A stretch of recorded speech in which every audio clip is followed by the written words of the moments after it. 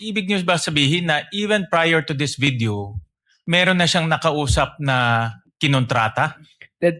That's the utterances, Your Honor. Ang sabi niya, huwag kang mag-alala, ma'am, sapagkat may kinausap na akong tao.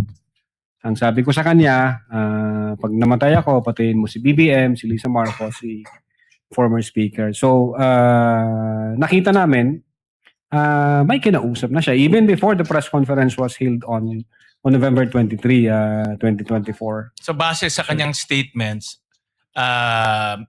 sa inyong pag-aanalytika, meron na siyang nakausap na kinontrata. Yes, Your Honor, and we believe na hindi naman ho magsisinungaling ang Vice Presidente noon kasi galit na galit nga po siya. Meron dito sa mga tanong ng counsel ng prosecution na yung mga term na ginamit niyo, serious and real threat. Tapos meron din kayong sinabi na serious and threat is actionable. Nasabi niyo yun over the course ng mga pagtatanong. Threat is actionable. I don't remember, Your Honor, using the word threat. Actionable threat. Threat is actual, sorry. Threat is actual. No? So, I take this to mean na meron talaga siyang kausap na kinontrata. That's what we believe, Your Honor.